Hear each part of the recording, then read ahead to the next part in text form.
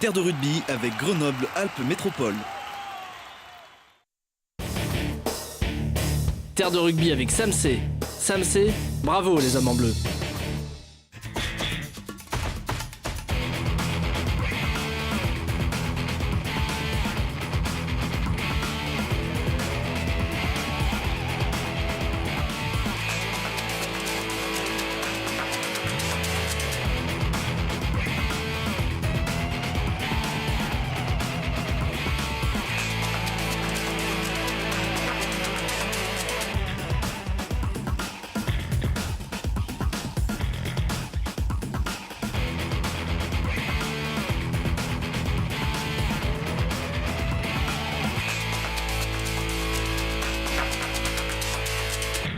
Bienvenue à tous, c'est Terre de rugby, l'émission qui ne se plaint jamais, qui va de l'avant et qui garde le sourire, même quand votre équipe crispe les traits et même quand notre plateau perd du volume en l'absence de notre consultant Guillaume Ménard, qui peut-être nous rejoindra, mais à son fauteuil aujourd'hui, un garçon qui ne manque pas non plus de caractère, joueur de 77 à 85, entraîneur du FCG en 89.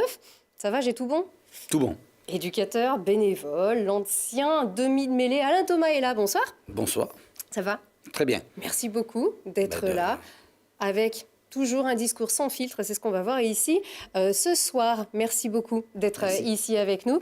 2 générations plus tard, pardon Alain, l'ailier Teiva Jacquelin est là, bonsoir. Bonsoir. Tu fais beaucoup parler de toi depuis que tu es arrivé ici. Tu es arrivé blessé et depuis tu recommences. On te voit avec beaucoup de succès d'ailleurs sur les terrains et on va donc faire ta connaissance ici ce soir. Merci beaucoup d'être là. Merci à vous de m'accueillir.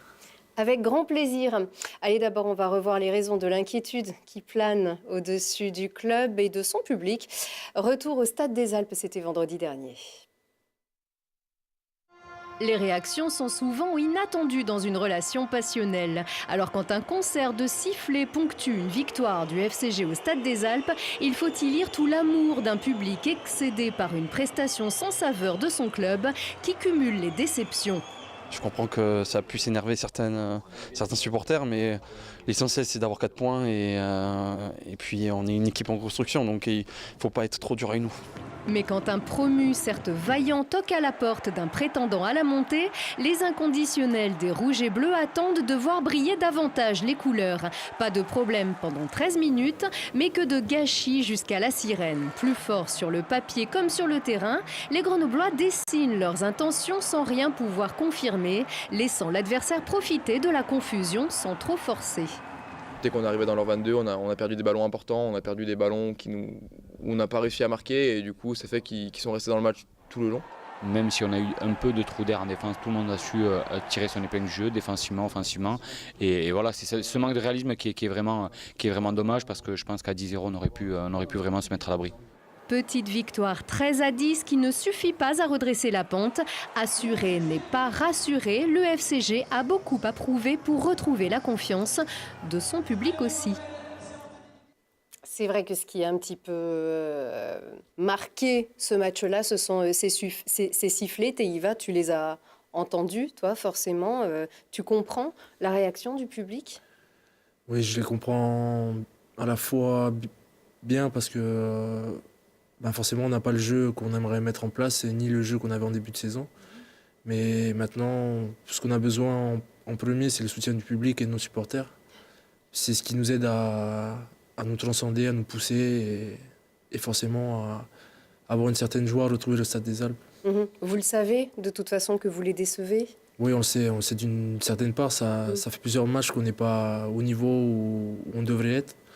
Donc forcément, on est déçus et on déçoit les supporters qui nous suivent depuis le début de saison. Donc du soutien, malgré tout, du début à la fin. Vous en avez besoin, vous le sentez, ça, sur le terrain ? C'est vraiment ce qu'on a besoin en premier, c'est vraiment le soutien du public. Et plutôt de nous siffler, on préfère qu'on nous applaudisse, c'est sûr, ça tient qu'à nous, mais on a besoin du soutien du public. Ouais, tu le découvres aussi, ce public grenoblois. Tu sais qu'il est il est montagnard, donc il est rugueux et il est passionné. C'est ça. Donc un peu dur. J'ai bien remarqué qu'ils étaient surtout de très grands passionnés, donc je comprends leur frustration et qu'ils puissent nous le faire ressentir, mais c'est un a quand même un beau public. J'ai eu la chance de faire le tour de pas mal de stades, que ce soit en équipe de France A7 ou à Toulon. Et le public grenoblois n'a rien à envier aux autres et on espère leur rendre la monnaie de leur pièce. Vous avez entendu le message de toute façon, donc Oui. voilà, vous savez ce qui nous reste à faire. ce qui vous reste à faire. Alain, d'abord, alors c'est sûr, on n'a pas vu que des mauvaises choses, donc on va se tutoyer sur le plateau comme dans la vie, bien évidemment. Bien J'espère, sûr. Alain, Bien tu sûr. étais donc en tribune. Les tribunes d'ailleurs, c'est un petit drone qui a apporté, un gros drone hein, qui a apporté le ballon. Beaucoup espéraient évidemment de cette rencontre entre Grenoble et Nevers, donc le deuxième promu de top 14, qui revenait de fédéral. Donc avec tout le respect qu'on a pour cette équipe, on sait qu'il était capable aussi de grandes choses. Forcément, on espérait une victoire peut-être un petit peu plus large, en tout cas moins discutable. Et on a vu des belles choses dès le début, Alain. Tout à fait. C'était très intéressant l'entame de jeu.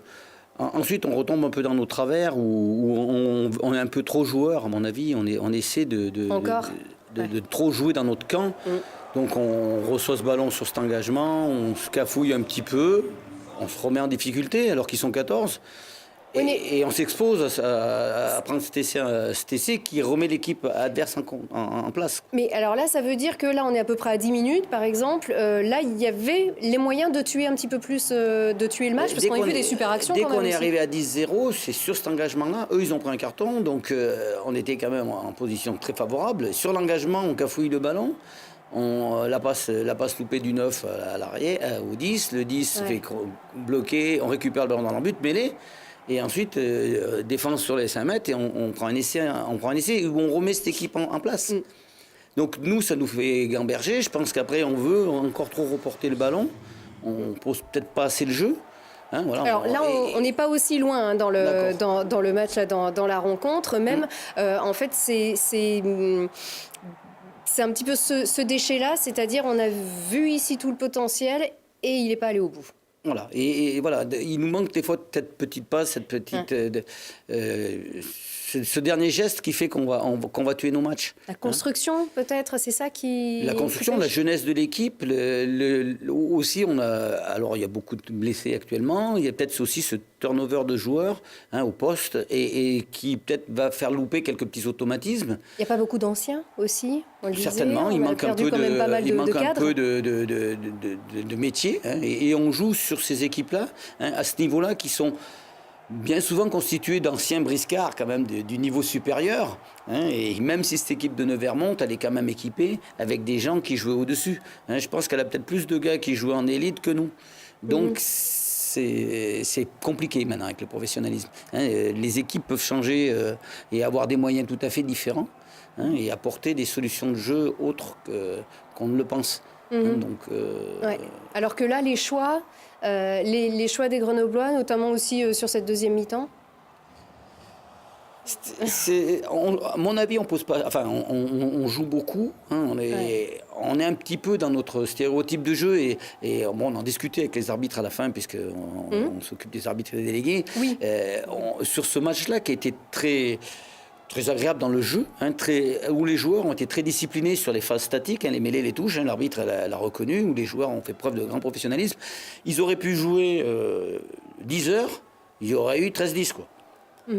Parce qu'on a l'impression qu'on récite nos schémas de jeu. Malgré une supériorité, notamment à un moment donné. Voilà, mais on joue 2 coups à droite, on renverse, on joue un coup à gauche.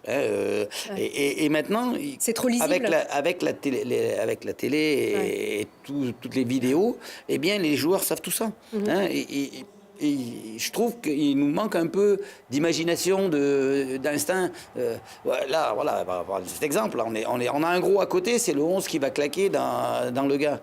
Je veux bien. Pourquoi pas? Le 11, il est gaillard, mais il y a quand même le pilier à côté, quoi, à 1 mètre de la ligne. Si je lui donne peut-être qu'il franchira, je ne sais pas, mais peut-être.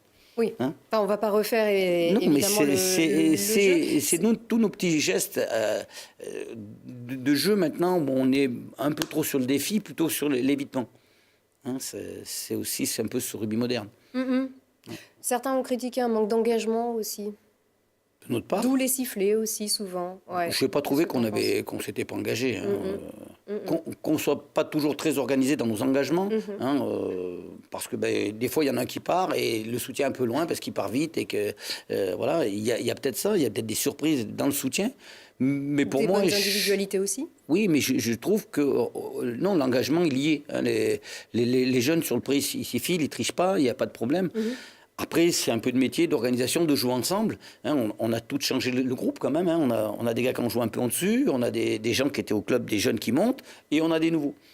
Hein, donc il faut que cette mayonnaise, elle prenne toute. Et il y a un gros travail avec les entraîneurs. Il y a pas mal de casses aussi actuellement. Hein. Bah oui, alors puisqu'on parle de la casse, Étienne Dussartre, qui donc a pris un KO. On va en reparler dans quelques petites secondes. Benoît Jasmin à l'arrière aussi a pris. Alors c'est une entorse sterno-claviculaire aussi. Après un bon match d'ailleurs, un joli retour ici au Stade des Halles. Donc ça fait encore de la casse. Hein. Donc, oui. Donc voilà, au niveau des résultats, du coup, Alain, on revient ici sur cette 19e journée ici. Donc le carton, encore un de Mont-de-Marsan à l'extérieur, Carcassonne qui repart qui rentre dans son vestiaire avec 0 point.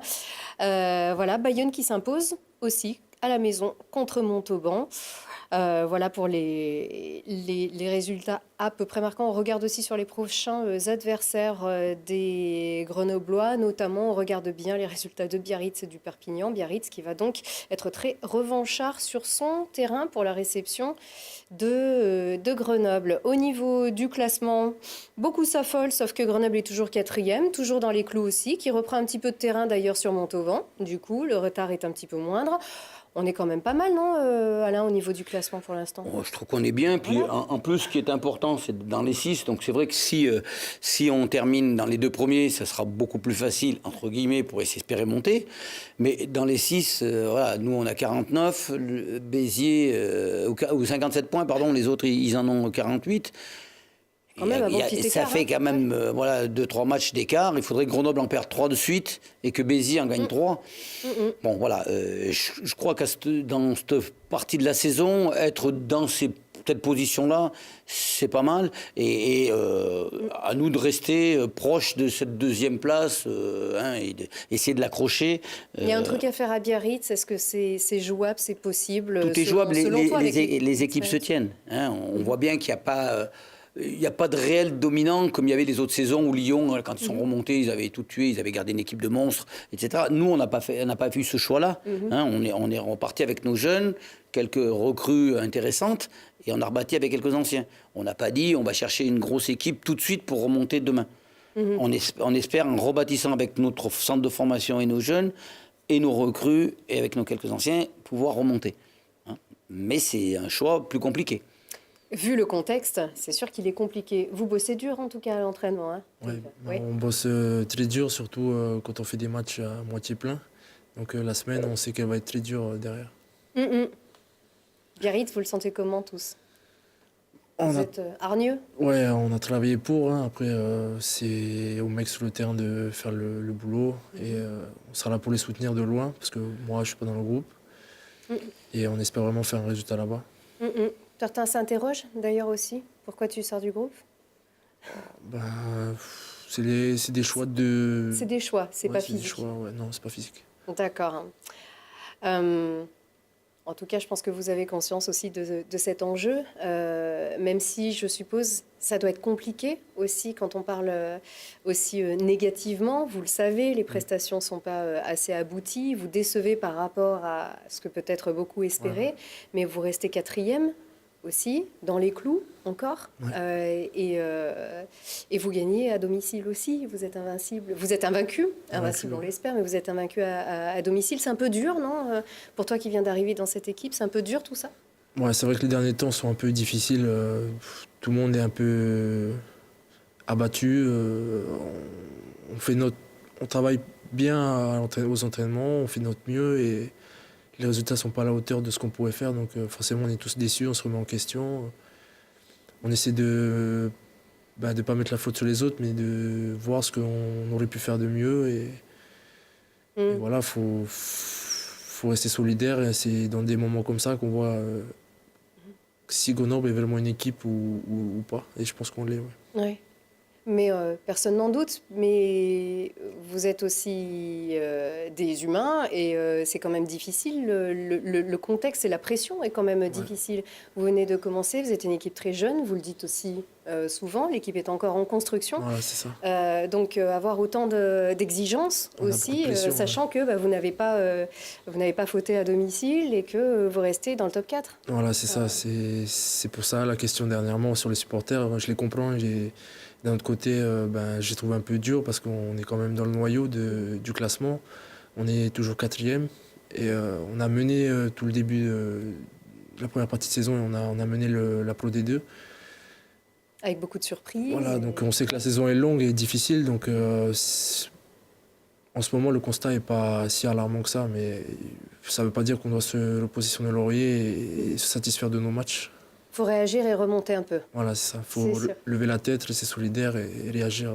Bon, on va essayer de croire en vous, évidemment. Nous, de toute façon, on est toujours très, très optimistes. On voulait s'attacher cette semaine s'attacher à un sujet, en tout cas, qui fait beaucoup, beaucoup causer, et bien au-delà du Stade des Alpes, en Pro D2 jusqu'en top 14, évidemment. La violence gagnerait-elle davantage les terrains? Une commotion, un gros choc subi il y a quelques jours par un joueur de Clermont a ravivé encore un petit peu le débat. On en a parlé la semaine dernière avec Guillaume Ménard qui a avoué ne pas être en mesure, en tout cas ne jamais vouloir retourner dans une mêlée, de peur de craindre pour sa vie. Donc forcément, on s'est posé la question, tout le monde en parle. Donc à Grenoble, comment est-ce que la question de la commotion est traitée? Qu'est-ce que c'est aussi, si vous découvrez un petit peu tout ça? On vous propose donc un reportage réalisé avec Mathias Arez. Le phénomène inquiète depuis quelques temps déjà, mais la violence de l'action qui a laissé le Clermontois et Zéala longtemps à terre ravive le débat. Le rugby moderne expose-t-il chaque année un peu plus la vie des joueurs? Avec 53 commotions relevées en top 14 en 2012 contre 102 la saison dernière, les statistiques font en tout cas pencher la balance. À Grenoble, la question du chaos préoccupe le staff médical qui a déjà pris en charge 10 cas de commotion en 19 journées de Pro D2. La commotion cérébrale, c'est un dysfonctionnement transitoire de ton cerveau. Donc c'est un trauma crânien très léger. Ça survient au moment de traumatisme, mais surtout de décélération brutale. C'est-à-dire que c'est ton cerveau qui va avoir un mouvement de décélération dans ta boîte crânienne. Ça peut survenir au cours d'un contact direct, mais comme d'une décélération brutale. C'est-à-dire que tu prends un impact au niveau de la poitrine, la décélération brutale peut provoquer une commotion. Le choc, parfois impressionnant, crée un traumatisme réversible qui peut durer quelques secondes, comme plusieurs jours. Victime d'un mauvais plaquage sous les couleurs de Narbonne, l'arrière Benoît Jasmin a même subi des conséquences pendant plusieurs mois. Ça arrive quand on n'a pas la bonne technique de plaquage ou quand on prend des coups d'épaule dans la tête, ça peut arriver ou quand on se fait plaquer, quoi. J'avais le ballon, le type me plaque sans faire exprès à la tête et pendant 6 mois, j'ai l'impression d'être un peu à la ramasse, quoi. Donc un peu fatigué, tout le temps fatigué, la nuit ne pas réussir à dormir et c'est vrai que c'est assez traumatisant. Alors pour limiter au maximum les conséquences et éviter à tout prix une récidive qui pourrait même s'avérer fatale ou handicapante, depuis 2014 un protocole commotion a été mis en place. L'objectif, déterminer si oui ou non il y a traumatisme et avec quelle importance. Dès que tu as une suspicion de perte de commotion cérébrale, là, le protocole entre en jeu et tu fais sortir le joueur pour lui faire un questionnaire, des analyses cliniques et pour essayer d'évaluer si oui ou non il y a eu une commotion. On teste la mémoire immédiate, on teste la concentration, on teste la mémoire différée, on teste l'équilibre. Voilà, c'est ce qu'on essaie de tester. Si tu veux, la commotion cérébrale, ça affecte surtout ta mémoire à court terme, ta mémoire de travail. C'est-à-dire que tu te rappelles comment tu t'appelles, tu te rappelles combien tu as de gosses, tu te rappelles ce qui s'est passé la semaine dernière, tout ça tu t'en rappelles. Teddy Trabichel, lui, ne s'en est plus souvenu après coup. Le capitaine des Brûleurs de Loups s'est fait très peur en 2017. Après une première commotion fin août lors d'un tournoi et un protocole réalisé dans les règles, le hockeyeur grenoblois a été touché une deuxième fois à la tête à l'entraînement, avec cette fois des troubles immédiats. Je marchais même plus droit, j'étais plus là, quoi. Donc après j'ai eu beaucoup de symptômes et j'ai vraiment du mal à me remettre. Et où j'ai eu peur, c'est quand je suis dans ma chambre, dans la chambre de mon petit et jouer avec lui. Et d'un coup, je sais plus où je sais plus qui c'est ce petit garçon. Et là tu te dis, quand tout revient, tu te dis bah merde, qu'est-ce qui se passe? J'ai vraiment un truc de cassé dans la tête. Donc là je suis quand même proche des 100%, entre guillemets, mais j'ai tout ce qui est au niveau, faut que je sois concentré en fait. Personnellement, je pense que ça fait au moins 2 semaines que je pourrais jouer, mais sauf qu'on attend le dernier rendez-vous chez le neurochirurgien, c'est ce qui fait traîner un peu les choses. Ok, comme au rugby, difficile d'empêcher les contacts. L'une des manières de protéger les joueurs pourrait être de faire évoluer le jeu comme ce fut le cas pour la mêlée. À l'époque, il était question de préserver les cervicales du pack. En attendant un éventuel changement, les joueurs, eux, jouent parfois avec appréhension. On a toujours peur. Après, nous, on travaille à l'entraînement sur notre technique de plaquage, sur la musculation. Bon, bien sûr, ça aide pas quand on prend des commotions, mais on essaie d'être le plus propre possible pour éviter de prendre des mauvais coups dans la tête, quoi. Avec un débat ouvertement engagé de la fédérale au top 14, une prise de conscience des joueurs et une responsabilité accrue pourraient également bénéficier à la bonne santé du rugby français. Voilà, alors Alain, on s'est croisés au Stade des Alpes il y a quelques jours, donc, et le débat du côté de vous, les anciens, ne le prend pas mal, il agace un petit peu parfois. Pourquoi ? Oui, il nous agace parce que c'est pas d'aujourd'hui qu'il y a ces problèmes de commotion dans le rugby. Là, c'est vrai qu'on en fait des gorges chaudes. Les médias, tous ces médias de télé, ils ont besoin de parler, nos grands experts du rugby. Oh bah merci. D'accord. Du rugby, j'ai bien dit. Hein, ils ont trouvé ce moyen maintenant. Donc, avec la télé, on met des images, etc. Je trouve qu'on va un peu loin. Je ne dis pas qu'il ne faut pas protéger les joueurs, mais on va un peu loin. De toute époque, d'ailleurs, ils ont fait un petit peu sur Canal, j'ai vu un petit peu dimanche quand ils faisaient parler Walter Spanghero qui disait à l'époque, ah bah oui, c'est encore plus dur, on a des chaos. À notre époque, il y avait des chaos. Bon, on n'avait pas de télé. Notre soigneur, c'était notre épicier Joli Thorax. Hein. Il arrivait avec son éponge magique. On nous mettait un coup d'éponge, il fait jour, joue. Et on jouait. Donc, voilà. Hein, il y avait beaucoup moins de communication. Il y avait certainement autant de chaos, si ce n'est plus que maintenant, puisqu'on prenait plus de coups directs, on va dire. C'est-à-dire des coups de poing, voilà, hein, surtout des coups de poing, hein, ou des coups de tête, hein, puisqu'on avait le droit. À l'époque, on se faisait aussi marcher beaucoup dessus, quand même, hein, puisqu'on n'avait pas le droit de talonner les ballons à la main dans l'État. Hein. La règle, c'était qu'il fallait sortir le ballon avec les pieds, donc forcément. Et l'arbitre nous disait toujours, quand on était hors jeu et qu'on prenait un coup, il disait « ne franchis pas la ligne, ça pique ». Ça voulait dire. Si tu franchis la ligne et que tu prends un coup, ça faisait partie de la règle. Tu n'y allais pas. Ouais. Hein, donc, on le savait. Hein, pour t'en faire, on avait quand même nos KO réguliers. Bah oui, mais avec des conséquences aussi. Je dirais un KO... Mais il n'y avait pas de médecin. Donc, à partir de là, quelles conséquences? On rentrait chez soi. On se rappelait ou on se rappelait pas. On a joué, on n'a pas joué. Et puis, le dimanche après, on rejouait. Tu n'as jamais eu d'amis, en tout cas, qui ont eu de coéquipiers, qui n'ont pas été en mesure de rejouer Notre talonneur, Vincent Richaud, une année contre Tarbes, il s'était entraîné... avant le match, se mettre des coups de tête avec le talonneur. Et première mêlée, ils sont rentrés tête à tête avec Daintrans et il est sorti KO, mais là vraiment KO. Et pour une fois, on l'a sorti parce qu'il n'y avait pas de choix. Et il est resté 8 jours à l'hosto sans savoir qui il était. Et par la suite? Par la suite, il est revenu. Dès qu'il a su qui il était, il a recommencé. Il n'y avait pas d'analyse médicale, il n'y avait pas de suivi médical. C'était voilà, mais si elles sont arrivées, c'est bien parce que justement, il fallait éviter aussi une mise en danger des joueurs. Aujourd'hui, on l'a vu, hein, de toute façon, les chiffres sont réels. Il y a une véritable croissance, puis qui est vraiment exponentielle depuis 4 ans, du nombre de protocoles. Donc, on s'en soucie plus. Évidemment. Est-ce que ça veut dire qu'il y en a plus et que le jeu devient plus violent? Le jeu est devenu beaucoup plus rapide, hein, donc on va avoir des impacts beaucoup plus violents. Ensuite, à notre époque, on ne plaquait pas en haut, on plaquait aux jambes. Donc la solution qui peut être apportée, c'est qu'on plaque aux jambes. on a inventé le plaquage haut pour plus faire vivre le ballon. Hein. Et on va au sol, et de ce fait-là, eh ben, si on plaque là, ben on plaque là, et forcément, on a plus de chances de faire mal à quelqu'un quand on plaque en haut que quand on va plaquer au short.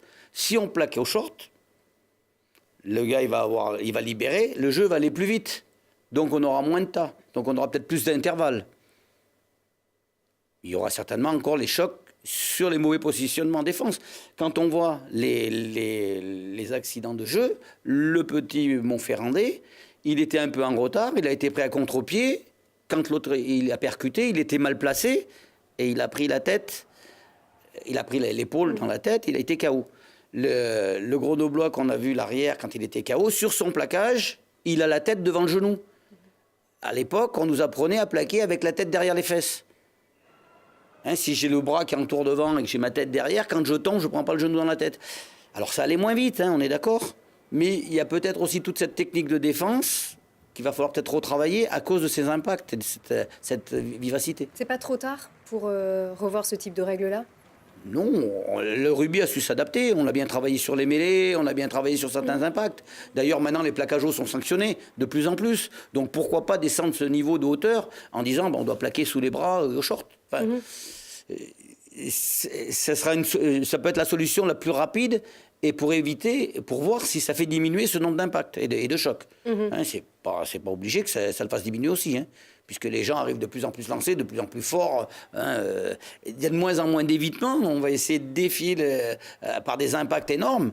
Donc forcément que ça ébranle les joueurs. Mais les impacts aussi sont énormes. Le jeu est très agressif aussi, sans parler davantage du plaquage. Je voudrais savoir comment est-ce que tu vois cette évolution-là, en tout cas, cette évolution du rugby par rapport à la santé du joueur. Bah, je crois que nous, à notre époque, nos anciens nous disaient on est tout cassé. Hein, et nous, on rigolait. Quand on joue, on est en forme. Hein. Bon, maintenant qu'on est un peu plus ancien, on a mal partout. Donc je ne sais pas ce que vont être nos jeunes joueurs actuellement dans 20 ans. Tu crains pour l'avenir malgré les préparations Alors ils sont plus musclés que nous, ils s'entraînent plus fort, mais les articulations, c'est elles qui coincent, c'est pas les muscles. Hein, les muscles, on les gonfle, on les dégonfle.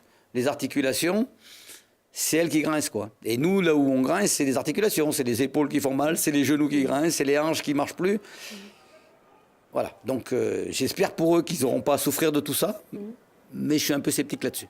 Sceptique et puis voilà, un petit peu agacé, quitte à dire voilà, on tue un petit peu notre rugby, à trop parler de violence en tout cas, avoir une image aussi trop négative. On est un jeu de combat. Hein, avant on jouait à 15 contre 15, maintenant ils jouent à 23 contre 23. C'est pas le même jeu. Mais avant il y avait aussi du combat, hein, c'est-à-dire qu'il fallait aussi gagner à son poste le match. Donc...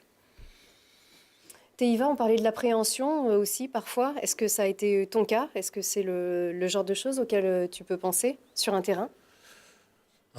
C'est vrai qu'à mon poste, je suis un peu moins exposé, même si les risques sont là, mais on y pense un petit peu. Mais à mon poste, et personnellement, je pourrais dire que ça va. Je suis loin de la mêlée, loin des gros impacts au centre. Mais c'est vrai que par rapport à plaquage, tu n'es pas à l'abri d'un mauvais plaquage. Voilà, un plaquage, ça reste un plaquage. Le rugby, c'est un sport de contact. Et à son époque, par rapport à son époque et le rugby d'aujourd'hui, ça va beaucoup plus vite et beaucoup plus fort. On a des préparations pour pallier à ça, physiquement, mentalement, etc. Mais on n'est pas à l'abri d'une mauvaise technique de plaquage ou de la faute à pas de chance. Tu peux plaquer bas et te prendre un coup de genou au passage, ça peut arriver. Bon, on sait que ça fait partie du rugby, mais c'est bien que, à l'heure d'aujourd'hui, on en parle de la protection des joueurs vis-à-vis du protocole de commotion cérébrale. Tu n'en as jamais eu? Non, moi non, ça va. Bon, on touche du bois. Je touche du bois. Ouais, exactement. Des chocs un peu violents, un peu sonnés parfois, voilà. Un petit peu. Voilà, sonné, oui. Mais pas davantage. Non. Et est-ce que, justement, sur le terrain, tu dis que c'est aussi très engagé, tu as la sensation aussi que le rugby devient peut-être de plus en plus agressif et violent, que les impacts le sont davantage? Est-ce que tu as l'impression que ça va parfois un peu trop loin? Trop loin, je sais pas. C'est vrai que ça va vraiment beaucoup plus vite et beaucoup plus fort qu'avant. Maintenant, tout ce qu'on peut faire, nous, c'est être techniquement irréprochable et travailler en amont, dans tout ce qui est musculation, technique de plaquage, vision du jeu pour les séquences défensives. Mhm. Mais c'est impressionnant quand même chez tes coéquipiers. Je ne sais pas si tu as déjà eu des coéquipiers qui ont été un peu plus marqués que d'autres ou dans la durée. Ça reste impressionnant de voir son coéquipier tomber au sol d'un coup, de voir une masse tomber au sol aussi facilement. Donc c'est sûr que ça reste impressionnant, c'est des images marquantes. Ou peut-être un peu plus marquantes que finalement le résultat à Clermont, en tout cas heureusement. Ouais, c'est ça. A priori, pas de souci. Ouais. Justement, c'est impressionnant, on peut rester aussi inconscient. Voilà, ça marque, mais en tout cas, tu n'as jamais eu, en tout cas dans ton entourage, dans tes coéquipiers, des conséquences Dernièrement, mes coéquipiers de club de Grenoble. Ouais. Sinon, personnellement, non, j'ai de la chance. Est-ce que toi, je sais pas ce que tu penses de la règle préconisée par Alain éventuellement, on plaque plus qu'au pied. Ouais. Au short. Est-ce que c'est jouable? Est-ce que c'est faisable? Ça laisse, oui, c'est jouable, mais ça laisse l'opportunité à l'équipe adverse de jouer debout et de faire vivre le ballon. C'est beaucoup. C'est un autre jeu. Voilà, c'est un autre jeu en fait. Ouais. Donc à voir comment les règles pourraient évoluer. On a des nouvelles d'Étienne Dussart, en tout cas, il va pas trop mal. Il va bien, ça bon, on est déjà rassurés. Toujours impressionnant aussi quand on est dans les tribunes. Le débat reste ouvert, évidemment. On espère, on touche du bois aussi, qu'il y en aura pas trop du côté grenoblois. Teiva, on voulait aussi faire... on avait quand même, une petite image. On parlait d'Alain. Ouais. Alain, on t'a retrouvé. T'as pas changé. On te voit de profil ici, du coup. On était des monstres. Habitué d'être l'homme du match, particulièrement hargneux à ce qu'on nous a dit en demi de mêlée. Oui. Un peu, oui, même parce beaucoup. Que souvent, les demi de mêlée sont des garçons absolument charmants dans la vie, mais sur le terrain... Alors, les arbitres, ils m'adoraient parce que j'annonçais les fautes avant. Avant qu'elles se produisent. S'il y avait en avant, je disais en avant. Donc, l'arbitre, il me disait, mais c'est moi qui siffle. Je dis, non, mais j'essaie de voir s'il y a avantage ou pas. Et t'as jamais voulu être arbitre, alors Non, mon cousin était arbitre. Mon cousin était arbitre et lui, moi, j'étais joueur et lui était arbitre. Patrick, donc voilà. Et d'ailleurs, ce qui est marrant, actuellement, au FCG, je m'occupe donc des arbitres et des délégués. Avec André Rimet. Avec mon André Rimet, qu'on va saluer, qui est malheureusement grippé. Oui. Et la première fois, quand on a pris cette mission au FCG, les arbitres qui sont arrivés, les délégués, étaient les arbitres de ma génération, qui étaient délégués. Et quand ils m'ont dit, maintenant, c'est toi qui t'occupes de nous. C'est une blague ou quoi? Oui, d'accord. Mais c'est très enrichissant, et notamment une anecdote avec Yves Bressy, qui était l'arbitre de la montée à Grenoble quand on a joué contre Salles pour monter. Et il m'a raconté le match comme je me rappelle moi. Et je m'étais jamais imaginé qu'un arbitre faisait partie du jeu et pouvait se rappeler des actions, exactement tous les faits de ce match de montée qui nous a marqués. Il m'a raconté tout le match comme je l'ai vécu. Et ça, c'est magnifique. Et donc, sur ces matchs, on se rappelle nos bons souvenirs de match quand même. C'est pas toujours le cas du côté de Grenoble. Malheureusement, il y a certains matchs qui marquent.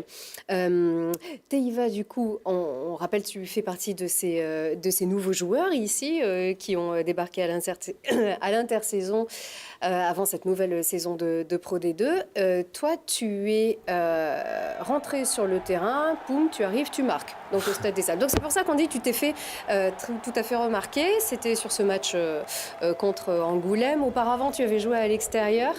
Mais à domicile, ça va. Une entrée plutôt réussie pour toi. Ouais, c'est vrai. J'ai de la réussite et j'étais plutôt content d'avoir marqué pour mon premier match au Stade des Alpes. C'est quelque chose que j'attendais beaucoup, découvrir le stade, les supporters. Et moi, j'ai pas été déçu. Ouais, vraiment. J'adore jouer au Stade des Alpes. Ouais. Parce que tu viens de Tahiti. Oui. Donc, et tu as connu la métropole, comme on dit, à Toulon, mais jamais tu ne t'étais jamais retrouvé uniquement cerné de montagne. Donc comment tu le vis, tout ça? C'est vrai que c'est un changement pour moi parce que j'ai jamais vécu loin de la mer. Donc ça peut paraître rien pour certaines personnes, mais pour moi, ça me fait bizarre et c'est un changement. Ouais. Il y a d'autres clubs de Pro D2 aussi au bord de la mer, mais à Oui, Grenoble oui. quand même. Oui, voilà. Mais à Grenoble, il y a des arguments du coup. Ça va bien là, tu t'es bien adapté? Oui, oui, je aussi suis bien. Ouais. C'est le début, tu essaies de t'adapter, tu découvres, donc c'est un changement, mais c'est une belle ville, Grenoble. Ouais. Il y a quelques instants, donc, dans les coulisses de Télé Grenoble, tu m'as confié être le seul professionnel de Tahiti. Voilà. Il y en a eu d'autres, hein, mais en tout cas, cette saison, tu es le seul. Voilà, depuis que le rugby est professionnel, il y a eu, j'étais le premier à avoir eu la chance de signer un contrat professionnel. Maintenant, il y a d'autres joueurs qui jouent en fédéral et en équipe espoir dans les équipes de top 14 et Pro D2. D'accord. Mais quel est l'état de la formation, justement, à Tahiti? Toi, tu as commencé à une dizaine d'années à peu près? Oui. Ouais. Et on a rien à envier à nos cousins samoa-tongiens parce qu'on est polynésiens. Maintenant, Au niveau voilà, au niveau gabarit, compétences, morphologie et compétences.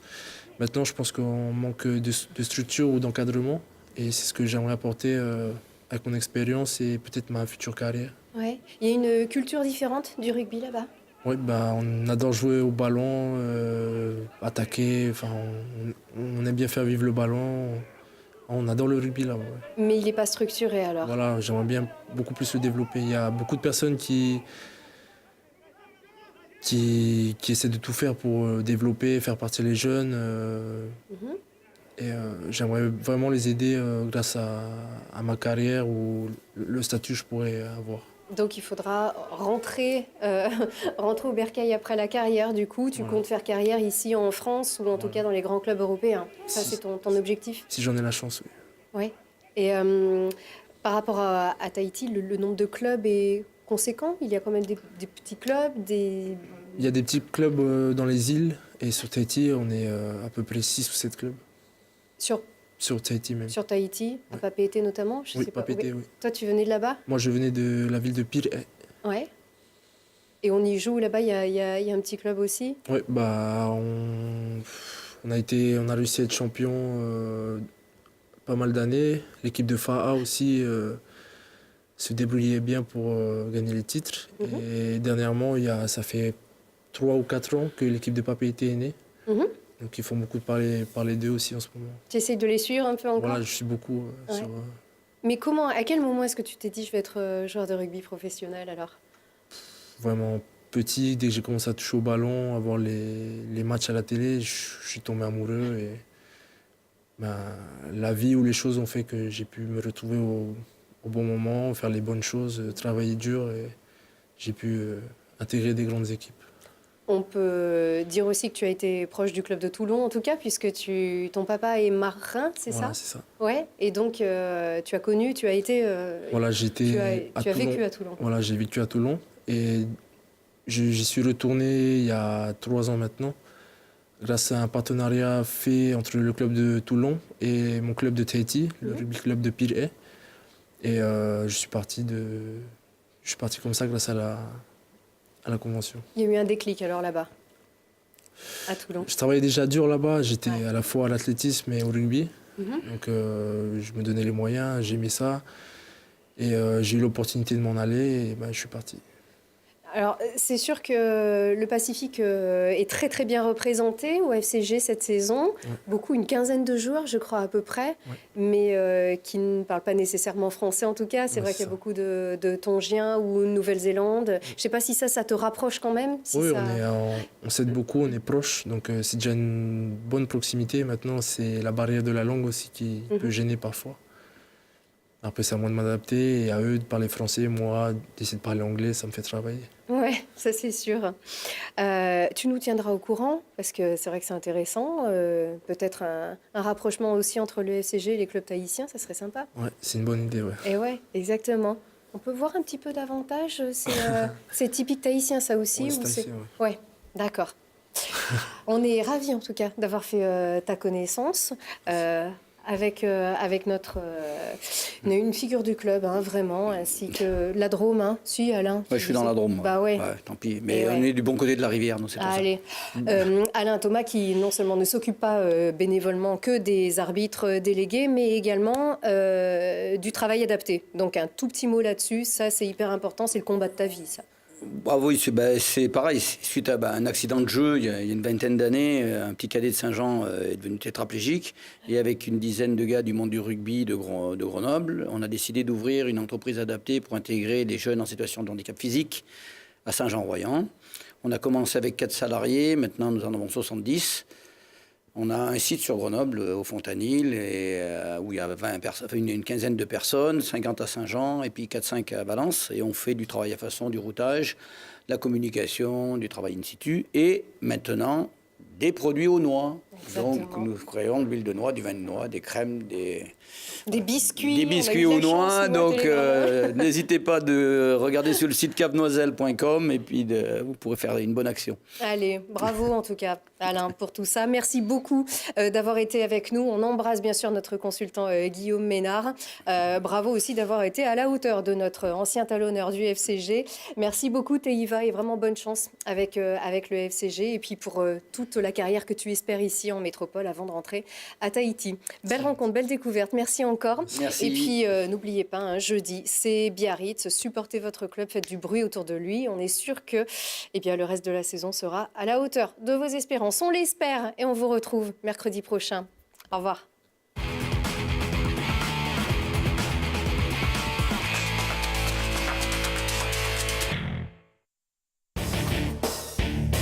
Terre de rugby avec Samsé. Samsé, bravo les hommes en bleu. C'était Terre de rugby avec Grenoble Alpes Métropole.